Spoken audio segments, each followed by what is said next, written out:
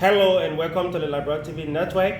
I'm Francis KD Kopo, and today we are here with Mr. Ishmael F. Keita. Mr. Keita, welcome to the Liberia TV network. Well, Honorable Keita is the son of the soil, as a matter of fact. A two-time representative candidate of District Number 17, former assistant or Deputy Secretary General for Mobilization and Membership for the All African Party, current Secretary General for Democratic National Alliance, former Vice Chairman for Administrations for the National Reformation Party, the current Chairman of the MRC Committee, District Number 16, the co-chair for all chairpersons. You said district number 16 or 17? Listen, I contested in District Number 17.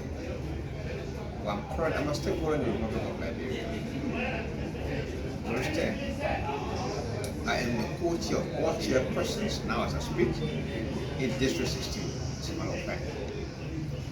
Meaning there can be some migration of that places, you have properties, you get residential resident, you have a residential resident, and you have your commercial resident, but because of your status in society, when you are a stakeholder, you play a role everywhere. You're almost like one who goes to the Capitol building, who represents a specified district, but that person,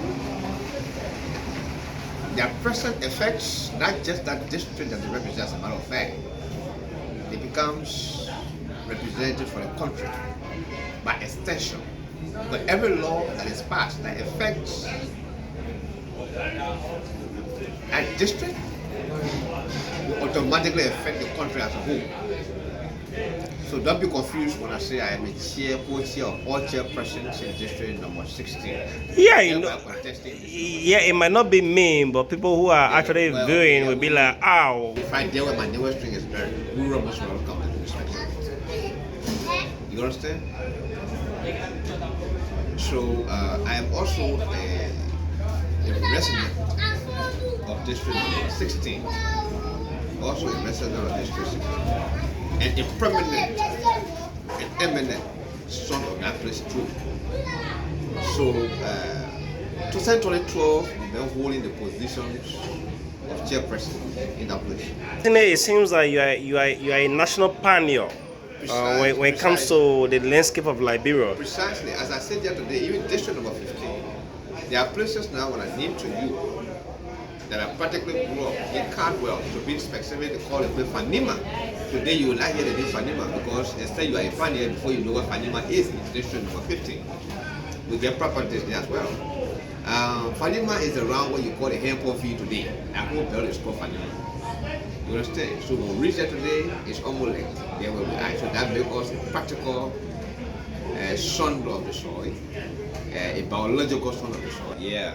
So let's dive into national politics a bit. You've been one of those former candidates contested in District Number 17, and you also understand the Liberia politics, how you go. And currently we are seeing how situations are currently on ground, the current unfolding events, and a lot more. So let's talk about District Number 17. I think this year you actually didn't go into the process, but how be it, and you've been one of those national pioneers, especially within District Number 17.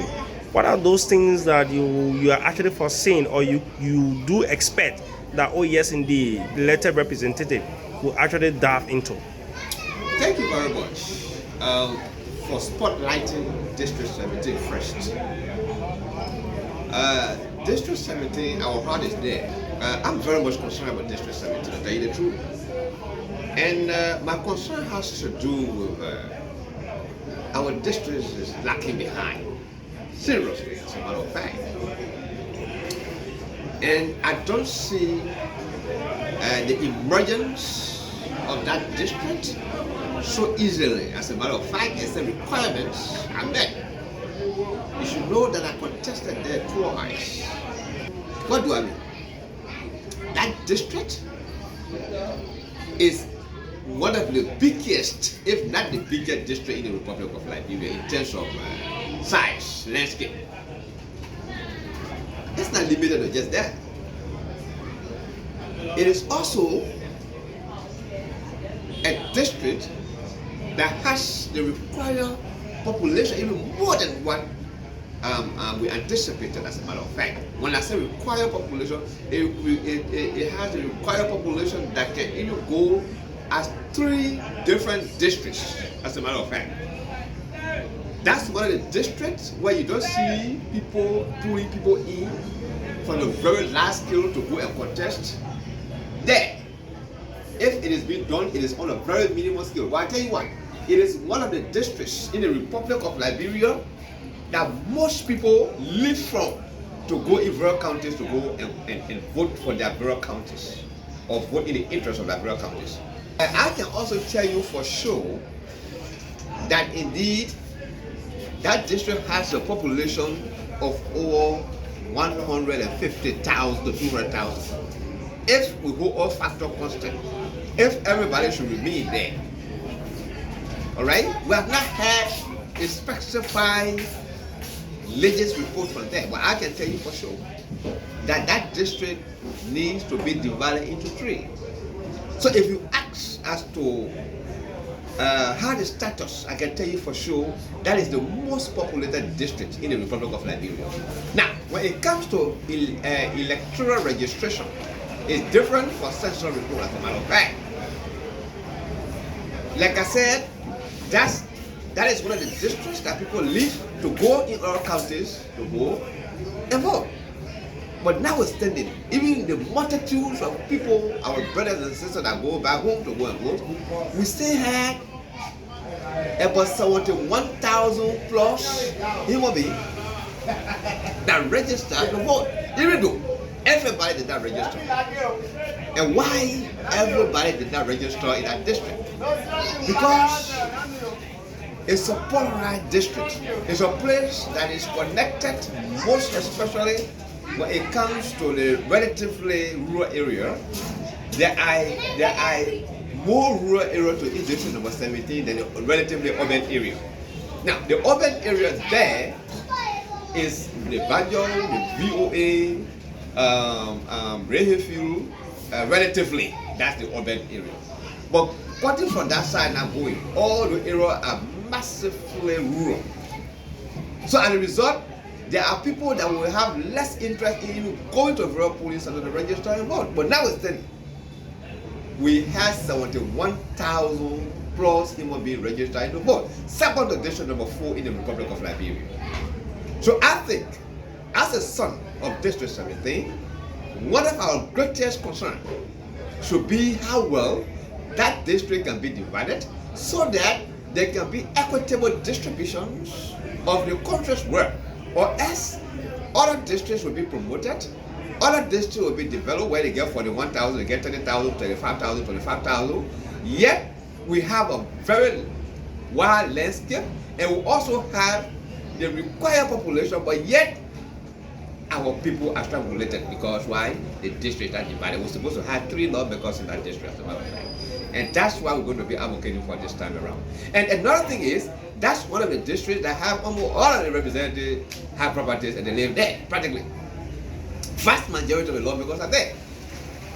Except for now, you see other people going to the Ramafi house. Does that mean that district number 17 has growth without development? So does that imply to district number 17? Which one is the growth? Probably people are pulling on a daily basis. You have other lawmakers, you have citizens, population growing, and other things, but in terms of development. Population growth, right? Yeah. Yeah. Massive population growth, but yet underdeveloped. And it will be particularly difficult for any lawmaker to be successful over there until that district is divided. You understand? So no matter who comes, the people will still cry. So your likelihood of being retained is a 50-50 basis. It's a probability. So I think that should be the major concentration of the current lawmaker who happens to be Honorable Bernard Benson, so that we all can work collectively to see that district divided into three, not two, but three. And as time by that, we have almost 200,000 inhabitants in that district. Trust me. So, assuming that Plan A fails, and if you were also told to provide recommendation with regards to district number 17 in terms of other related developmental aspect, what could be your recommendation to the representative elect, just in case? Well, my Plan A is for the district to be divided. My Plan B is that district should be divided. My Plan C is for that district to be divided. I tell you what, there is no other thing we can do to develop that place without the financial requirements, without equitable distribution of the country's work. That is, every lawmaker should be able. Can you imagine this? No lawmaker that have come that will tell you this is what I did. I created the rule, I fixed the rule, or whatever to think of this rule. In that place is mostly rural area. They get Upper Virginia, they get Lower Virginia. They get Upper Clay Ashland, they get Lower Clay Ashland. You understand? And they get Chismabra, they get Rossville. Those are places that are far. And you will even drive in Bombay County before entering District 17 again. Now, for example, if you cross the Poor River Bell, the bridge, now you are already in Bombay County. You got to drive to go again. You go to Dimen. Then when you get to Dimen, you drive in to go to Chismabra before you enter Monrovia County. Now, in that Chismabra, you can stay there, enter a town called Nizo. All right? Then in Nizo, then they get Gendema. They get both right. Those are all rural parts. Particularly rural area where you don't see anything that resembles something good that will be happening there very soon. Leave that side. Go to the Suamaga Belt. The Suamaga Belt, starting from that Broadway store now, go driving in. The other side will show you that from the Poor River Belt. You understand? So, nothing we can do about developing District 17 practically, except that district divided, so that we can have 3 lawmakers in that district, and those 3 lawmakers will be able to see how best that district can be developed as quick as possible. Now, when you have, I'm not telling you about the population, I'm talking about registered voters. The registered voters are those that are competent and have the means to go and register and vote. We're not even talking about those people that never have assets to have gone to register. They are there. We get people in what you call Jackingtown, Jalaba Town, and other places. Some of them don't have the opportunity because some of the police centers are very far, so they could not go there. You understand? But the inhabitants alone in District 17 is almost 200,000, 150,000 plus, almost 200,000 as a matter of fact. So there is no solution absolutely. There is nothing you can do about it when it comes to development, except we can have 3 districts and 3 lawmakers in that district. So we want to say thank you, and you are always welcome. So there's the Liberia TV network. Thank you. Thank you very much.